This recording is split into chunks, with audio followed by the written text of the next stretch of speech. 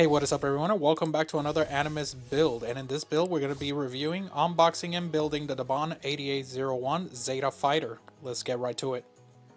So just to get started on the unboxing for this kit, this box is enormous. As you can see, it's outside of the frame of the camera, so unless I turn it like this, then you can actually see the whole art. So a lot of people ask me about, what do I think about third-party products or maybe bootleg products or all these companies that make third-party kits and so on and so forth. So I look at it this way: if I can't get what I want from Bandai, I'm gonna go get it somewhere else, and this is one of those kits. I got this kit from our friends over there at Gundam Model Center. I'll put a link in the description at the bottom there. So now this is the DABAN 8801 ZETA Fighter, but we all know what this really is. The difference between that I've seen from this to the original Master Grade is that, or the Verka, is that this one is a detailed up version.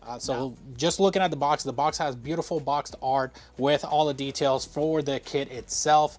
You can definitely already tell that the kit already has some added detail to it. Now, this is something that I didn't want to overlook because a lot of people ask me about it. Yes, the kit does have extra detail. I love mobile suits that can transform, and this is definitely one of my top 5. Now, for the accessories and what it brings, this is a list right here. So looking at the side of the box, it does have a front view, rear view, the display. Some of the color separation is supposed to be really good in this kit as well. And then all the accessories that it also brings. But so far, I am loving how this is going to look.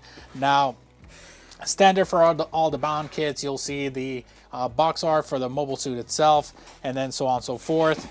Moving on to the other side, you can see it just with a few little poses, and then transformed into the mobile version, and then another display pose there. So let's go ahead and start the unboxing and see what the runners look like. So standard, like all DABAN kits, they come in a box inside the actual box itself. Now I do want to mention again, this box is enormous. So looking at what's inside the box, so I can already see here, we're gonna go ahead and open the runners up because we will be building this kit here on the channel. So just looking at the runners, the DABAN always includes water slide decals. I see color correcting stickers. I hate these, and we will probably not use these.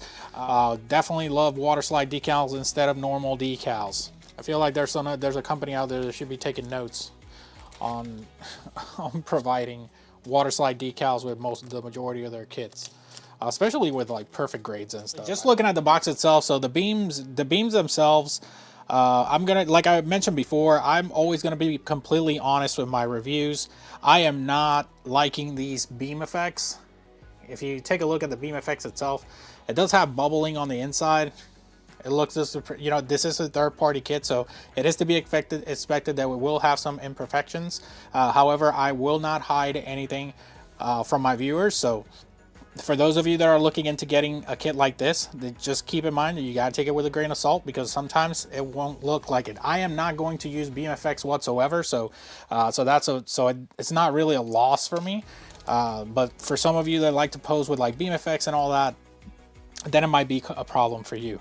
So just looking at the detail for the runners itself, it doesn't seem like there's a lot of problems with the quality control here in regards to the build, but we will find out once we start building it.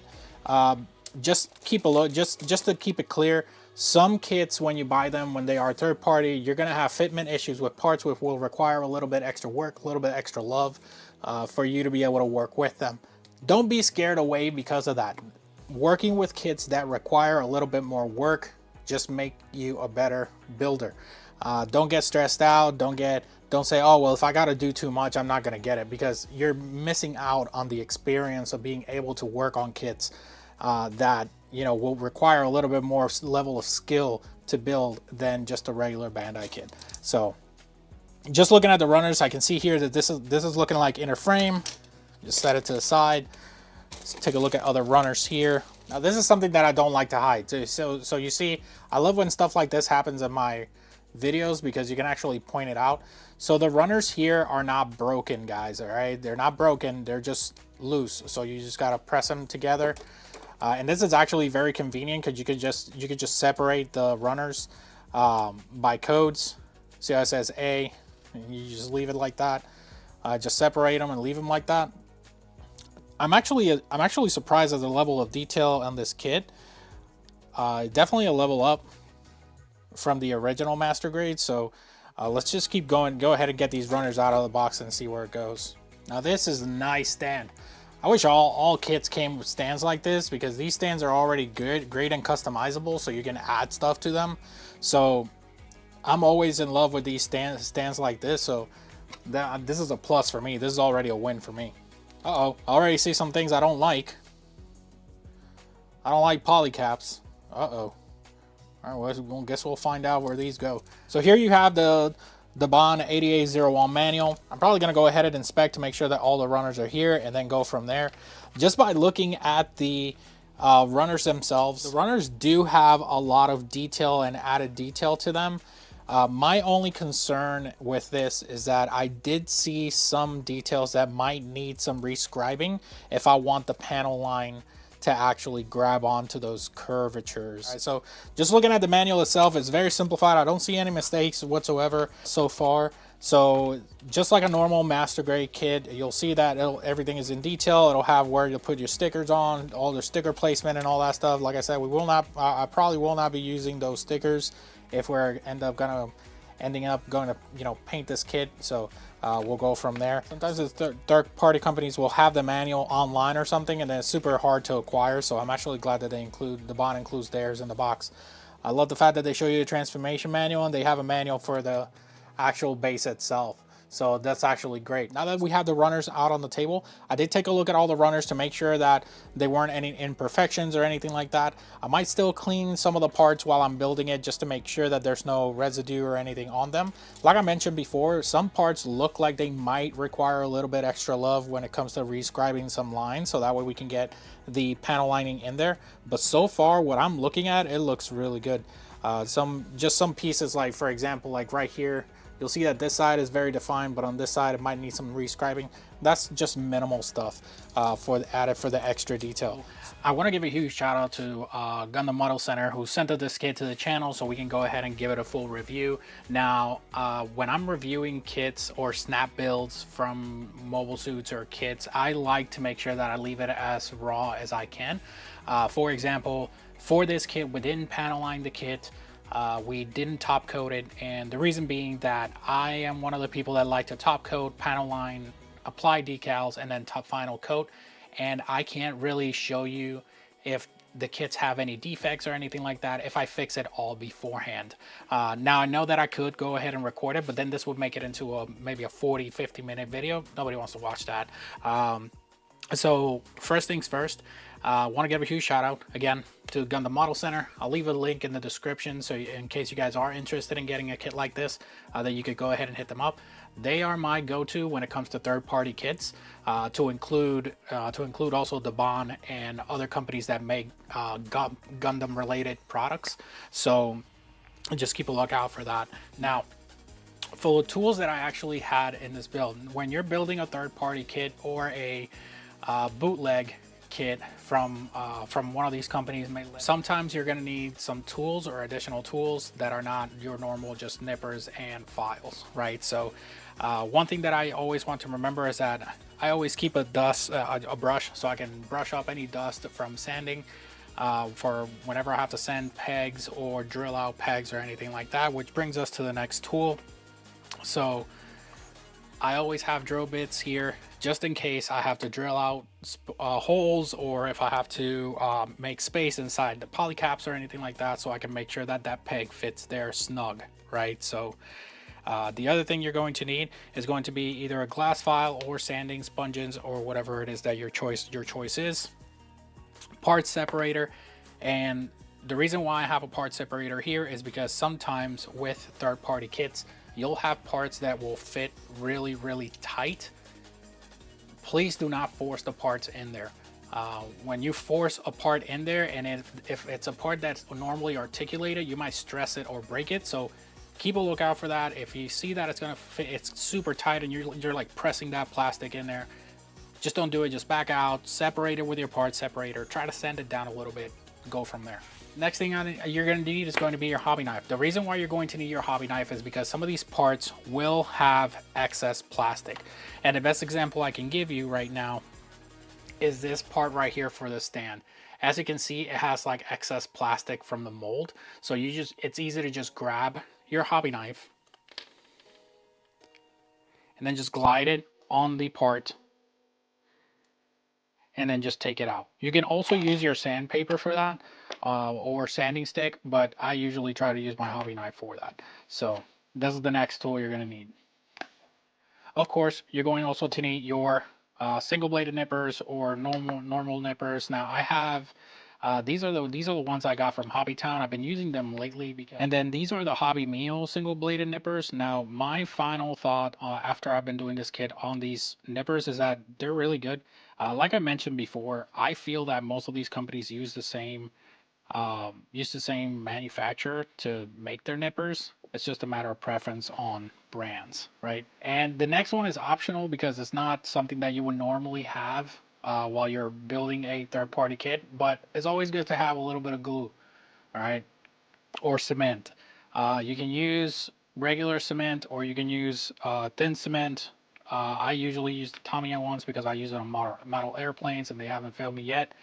And there's a reason why I also do use this one is because sometimes if you have to put the parts together, it'll meld the part together. Now off to the review for the actual kit.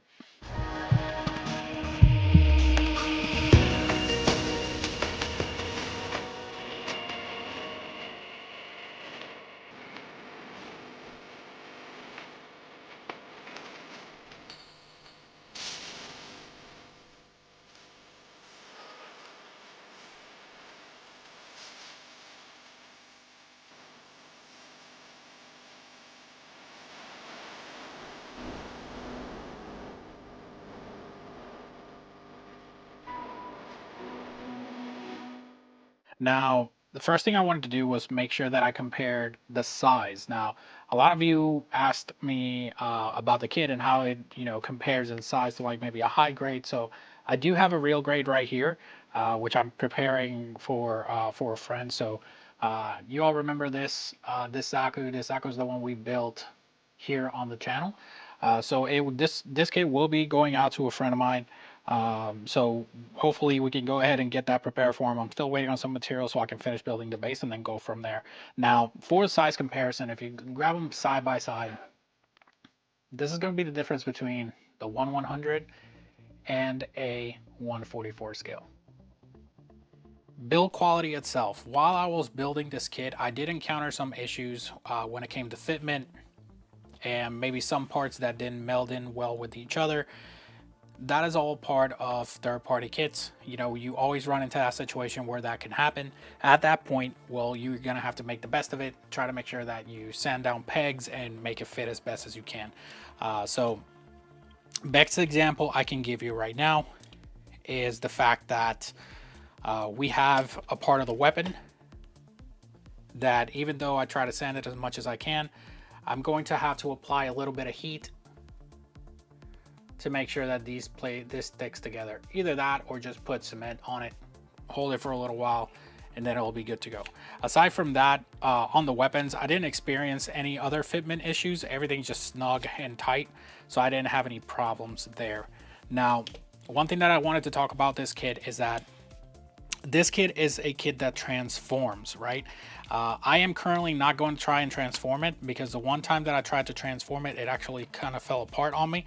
Now I want to talk about the details of this kit. Now, this kit is meant to be a highly detailed version of the Zeta Gundam. Now, everything from the joints and everything, this kit does perform accordingly. It does have mechanisms to go back and forth. As you can see, it'll just stretch the part out. I have my only concern with a kit like this would probably be durability in regards to parts, but it's fair in weight. But that's the thing, with kits like these, you need to make sure that you're very gentle when you're posing. Otherwise, they just dismantle themselves, right? So for those of you that like posing your kits, you can take that with a grain of salt. You can't abuse the kit, and this goes for every kit. I know a lot of people say that, oh, this kit is bad, that kit is bad. I don't believe in bad kits. I just believe that some require a little bit more work. than others. Here I am just trying out the joints so you guys can have a better idea of what it looks like. You know, it does have good flexibility when it comes to legs, stretching the legs out. One thing that you got to watch out for is the armor, piece of the armors in the legs. Sometimes they do pop off if you're like stressing to pose or whatever, but it's not that serious. When it came to posing, no other parts fell off, which was great. You know, I haven't had a kit in a while that when I'm posing it, the parts don't fall off. So it was actually refreshing to have a kit that wasn't falling apart. Now, let's talk about these hands, right? A lot of people say that they hate these hands because these are like the old school master grade hands. Now, I had an issue with this peg. If you can see the peg in the hand, that's meant to hold all the weapons. Now, though, again, and this might be something that just might pertain to mine and not essentially the one that you might get for yourself. However, I tried to press the weapon in there, and it won't lock on it. Mainly, I'm thinking that it's this piece that has the problem in the weapon, but the hand itself didn't lock on. For the kit itself will stand on its own two legs, and it will hold the weight of the backpack. So that is already a win for me, seeing as most of the kits that I have are very backpack heavy, and usually they can't even stand on their own weight. Now, I really did enjoy the fact that I could pose this kit however I wanted without issues, and the mobility of the kit is also something to look out for, because it has a many possibilities of how you can pose it to get that actual animated pose that you will like out of a kit. It's not all pros and cons, people, because this kit does have some cons. For example, even though it is a solid kit, and I mean that because, like I said, like I've been moving it this whole time and we haven't had any parts fall off. That for me is a win. It does seem like in the long run, you're gonna get problems with some of the joints, like the thighs. Now, the reason why I say that is because these mechanisms in here, they're made out of ABS. So that's something that might in the long run deteriorate. But for now, I'm not really worried about it, considering I'm the type of person that poses his kits once and then just leaves them alone. Now, details, highly extreme detail. Panel lining, well, there's a reason why I didn't panel line this kit, and it's because like I said, I would like to make sure that I can give a raw interpretation of my review for this kit. Can you panel line this kit and make it look extremely detailed? Yes, 100% yes. However, you will encounter, and this is going to happen with all kits that are third party like this, you will encounter areas which will require you to rescribe to get the most out of your detail. And look, that is completely okay with me, considering I don't have to scribe the details myself, because the details are already there. You would just have to rescribe some of the lines just to make sure that you can get that depth, so you can get that panel line in there, which is great. Now, aside from that, the kit didn't give me any really hard pressed issues like most people expect from third-party kits, where they say, oh, I was building it and the plastics were just terrible. I didn't get any of that with this kit. Aside from the fitment issues here and there where I had to correct it by maybe drilling or sanding or anything like that. Aside from that, I didn't have any other issues with it. And like I said, a kit that stands on its own two legs on the first try, that for me is a win already. Even if you expand the backpack, it stands on its own two legs. So that for me is a win. But we haven't checked the feed. One of the features that I'm guessing is the one that you guys want to see the most, and is transforming the model kit.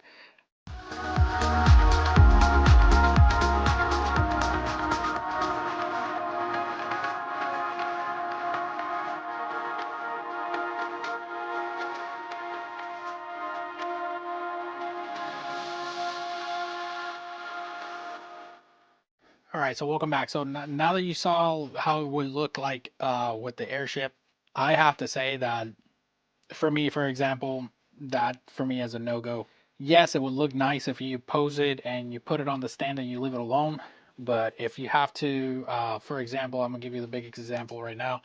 If you have to move it around, like I can hear parts rattling right now in there because it's not held solid. So for me, it's one of those things, like if it's not going to be held, like if it's like this and I'm gonna just leave it somewhere on the stand or whatever, and it's just there, nobody's touching it, then I guess that's fine, not a problem at all.